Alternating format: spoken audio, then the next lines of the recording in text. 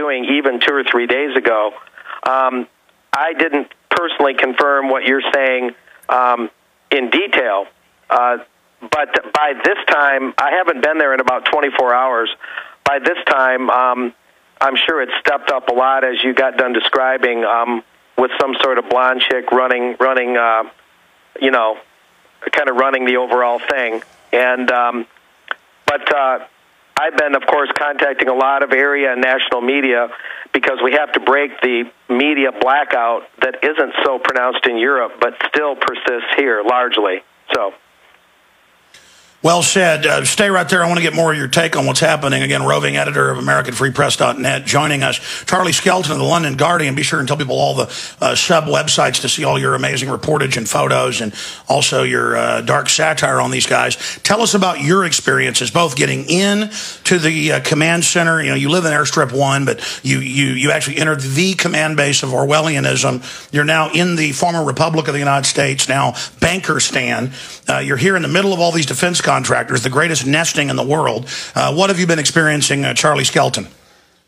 Well, I do find Chantilly a little bit disturbing, I have to say. It's a strange place. I mean, just simply driving along and seeing these mammoth arms companies everywhere, and you realise you are in the belly of the beast here. I mean, it's no wonder that the security's tight. I mean, this place is security. Everything is. The whole place is just a world of security, and you know, it's. What I find interesting about the banks of computers, the sheer size of what's going on in terms of both the organisation and the security is that this is a big event. And 4 years ago, I didn't even know it existed until I walked along the street in Greece and saw Jim Tucker. I wasn't even sure I was in the right place. But it's getting bigger and bigger from the outside. We're sort of catching up finally with Bilderberg and treating it with the respect it deserves in the sense of its scale and its importance. Exactly. I want both of your take on this, but first, Charlie's. The establishment, if you go back 25, 35 years when Jim was covering, would just say it doesn't exist. A total mind game, like a Jedi mind trick. These aren't the droids you're looking for. Move along and laugh at everyone.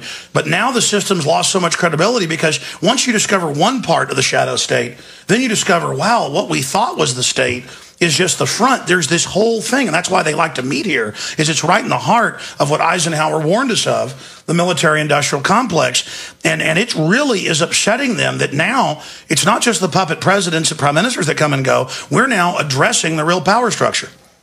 Yeah, and if you look at the history of Bilderberg, which is what I'm writing for my next piece, is just going back over how it was born, and it's born out of the CIA and MI6. I mean, I'm going to use a photograph, actually. You can see it online. I'm going to use it in my piece of the head of the OSS, William Donovan, sitting next to Joseph Rettinger and sitting next to Thomas Braden, who's in charge of Operation Mockingbird and in charge of the European arm of the American Committee on United Europe, ACUE, which was headed up by Donovan. And these are the people that pump money through the European movement, which is the predecessor really of Bilderberg.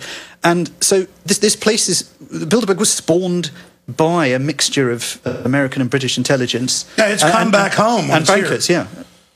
That's it. Well, let me tell us more about your piece. They created the corporate world government where they're exempt from the laws and they put a bunch on us.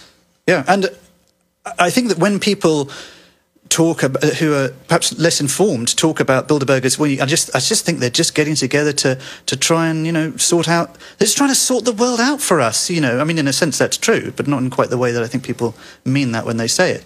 And I think there's you talked about this Jedi mind trick of what's happened. I think that what's happened, one of the big things that happened is that the lid has been kept so tightly on this story for so long that the mainstream media has kind of forgotten about it, and now that when the alternative media is talking about it, the mainstream media can't bear the fact they don't know about this thing, so they almost shut their minds to it. They're going, yeah, come on, look, it's nothing. If it was something, I'd know about it. Let me tell you, from 4 years ago, the police were nice 4 years ago and did their job and were constitutional. This year, they couldn't. It was like I was a rock star, and they were looking at me friendly and shaking my hand, and oh, yeah, and then behind the scenes going, oh, yeah, we know they're mafia. And I'm like, the police are like totally on our side now. This is a 180. Really? Yeah, it was amazing today. Yeah, it was like, wow, they finally get it. That's the mafia. I'm not the bad guy. I'm the good guy. Well, I remember in Spain, one of the extraordinary things was how much on the side of the protesters the police were, even up to the chief of the police locally. Same thing happened in Switzerland. Yeah. I mean, and they were literally saying, yes, we understand. I mean, 2 days before the Spanish Bilderberg, the police were marching up and down the streets for their pay, which had just been cut. And people were saying, look, you're pointing in the wrong direction here. You need to turn around. We're not the protesters were saying we're not the enemies. And the Spanish protesters were very sophisticated, and they spoke to the Spanish police and explained the situation. The police were completely cognizant of what was going on. And I think that is changing. That's an extraordinary thing, because once the system loses control of the police, then that's sort of it, isn't it? Well, that's what happened to Ceausescu in Romania. Mark Anderson, where do you think Bilderberg is today? I mean, is this not the beginning of a rout, what you witnessed in the high mountains there in the Swiss Alps last year? What do you think they're thinking right now? And what do you think of what Charlie said about, really, Bilderberg is the New World Order? Well, yeah, the Honorable John Rarick, the late congressman, confirmed in remarks in the congressional record that a Joseph Redinger was behind this. And the intel thing is very true, the intel roots of this. And a lot of people ascribe the founding of this to Prince Bernhard of the Netherlands. Of course, he was the figurehead, but it was the intel group that Charlie spoke of that really was the roots of this. And then they got so many years before the Internet came along and before everyone had a camera on their cell phone, before cell phones, of course. And they got away largely unscathed. But now, probably like NATO, they're having to redefine themselves. There was a bit of a rout in Switzerland. They had bad weather coming in. They got in late and left early. There was a warrant for Henry Kissinger's arrest floating around, this and that. We asked the police if they were going to do anything about it. They just sort of shrugged their shoulders. The most they did for us was give a cake to David Rockefeller for his birthday, to add a little bit of wit and humor to the overall thing. But yeah, there's no doubt that part of their discussions, I surmise at least, is going to be, their leaders are getting way up in years. Kissinger and Rockefeller, no matter how many organ transplants or fancy drugs they may use, I say that somewhat wryly, but, they can't live forever. So with their octogenarian leaders turning into fossils, I don't know that they can, go much further without maybe breaking off into separate committees, being a little less obvious about all meeting under one roof. It's a little difficult to say, but I'm really working hard this year to amplify what Charlie and AFP do to get area and regional and national media on this, because we need to get the U.S. matching Europe in not shying away from this. But yet what Charlie said has some truth to it, that a lot of media have this sort of psych-out thing where they say, well, I can't really deal with this.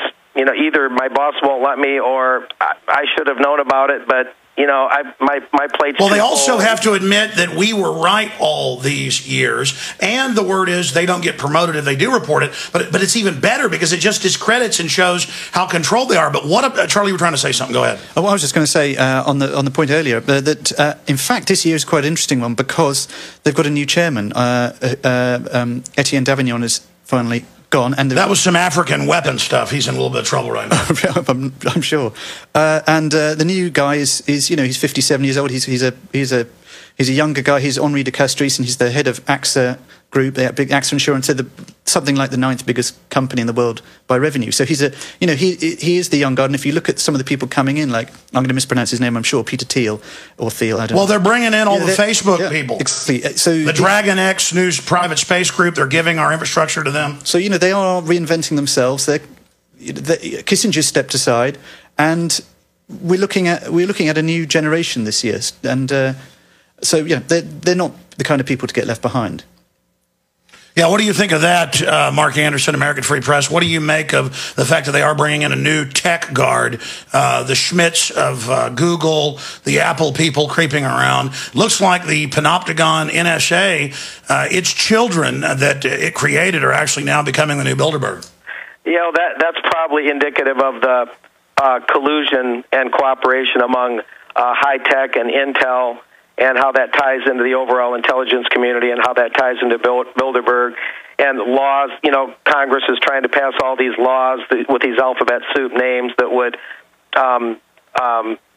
make these companies share user data with government agencies. There's been one bill after another trying to get through Congress, ACTA, PIPA, all these different ones. And they're already doing it, as the CIA director said a few months ago. Yeah, we're listening to you over your phone and your toaster. Yeah, you pay for the tech. This new chairman that's replacing Davignon, is he with Intel? Was that an Intel tech outfit? What was that? That's insurance, isn't it? Yeah, it's insurance, yeah, mainly. Which is just banks, but yeah. Oh, what's the guy's name? Henri de Castries. He's the fifth Comte de whatever you could want. That's how we knew that was a 2-year-old list that was getting circulated last week, because it still had Etienne Davignon, the Viscount, as the head of it. Yeah, I've long suspected that some of these lists floating around, which don't change much, are only marginally accurate. Maybe 2/3 of the names are right and 1/3 aren't. Can I mention something on the subject? Yes, go ahead. Which is just struck me. You were talking about the new high-tech Intel people. There's a very funny video on the Onion video about the CIA and how they don't really have to do their job anymore after the creation of all this social networking stuff, which obviously they had a hand in creating as well. But if you look at it, you look at the CIA on Onion video, and they're basically the guy from CIA going, yeah, we kind of don't really have to do anything anymore. It's just there in front of us. Well, it's like ties between the NSA and Google. They created it. They've got secret command bases at NASA facilities. I mean, it is the government. It's just that the government's like, hey, we'll give people taxpayer-created technology. We'll make it public and make people opt in so that they waive their rights, and then we'll all make money off of it. I mean, they're now handing the space program over to these guys. It's still the infrastructure we paid for. It's not real privatization. It's rapification, I would call it. The line between public and private is almost gone. Yeah, and again, I would be for real privatization if it's a new project. But when you give someone the lake system with all the infrastructure, and then they keep charging you taxes, but now the local SWAT team is a private, where I live, they have private LCRA SWAT teams and private surveillance cameras, and they're just jacking prices up and laughing at everyone. I mean, this is ridiculous. That's why they got so many libertarians in Bilderberg. These aren't real libertarians. They're these frauditarians. Any comments on that, Charlie? Yeah, well, I do find the presence of libertarians in Bilderberg quite difficult to understand. Philosophically, it's quite a complicated issue. People like the PayPal guy, Peter Thiel. What he does, he's setting up islands offshore to be new sovereignties. He paints himself a kind of Ayn Rand super free marketeer. But how that fits, it's difficult. It requires study. They get everybody wanting privatization, but really it's hand over infrastructure to them. It's like a pirate. It's piratization. Stay there, Mr. Anderson. We're going to come back and get your take on this and Charlie's. But then they know everybody's going to run from the imploded society. They're going to have the offshore islands. We all know there are secrets behind closed. This is going to be our final segment with Mark Anderson, but he'll be back on with us again more in the next few days. And I'll be doing on-the-street live interviews, Ustream, Justin TV, all of them at Infowars.com. Charlie Skelton's going to be with us 20 minutes into the next hour. And we're going to take your phone calls after that. But at Infowars.com, go to the green link. It says Bilderberg 2012. It's got them throwing me out of the hotel and more. And again, on that page, that's where you'll see the live stuff go out, and then it's immediately archived and posted there. And we got 3.5 million viewers just on Justin last year. We're doing Ustream right now. We're going to be doing some Justin as well. But the establishment can't deal with numbers like that. 3.5 mil, just 20 videos or so we uploaded. Charlie Skelton's our guest again into the next hour at London Guardian. Finishing up with Mark Anderson of AmericanFreePress.net. Mark, I mean, this is the globalist. This is the New World Order. This is Europe expanding. Is resistance mounting? Your take on any other facets we haven't covered? I had your voice drop out, a little technical problem on my end. Am I coming through? Hey, Mark, can you hear me now? Yeah, but not as well. Okay, well, that's okay. Any other points you think are important or observations?